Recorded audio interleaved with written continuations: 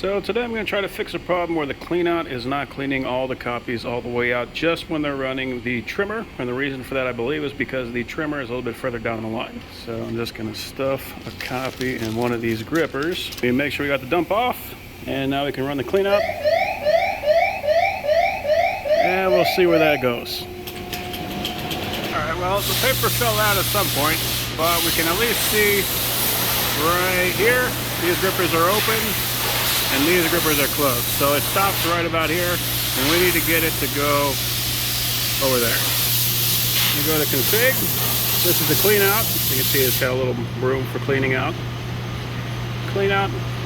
It is currently set for 2251, so I'm just going to make that 2751. So we added 500 to it. Enter data.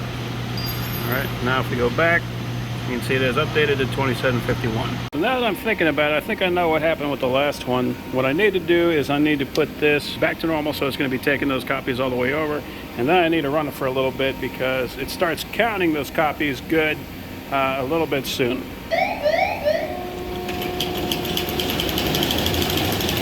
So let's try this. Alright, so that's working. You can kind of see it right there. I just got to see where that ends up. So there it is. Last time, it's always been stopping right here, so let's see how it goes. Alright, made it past that.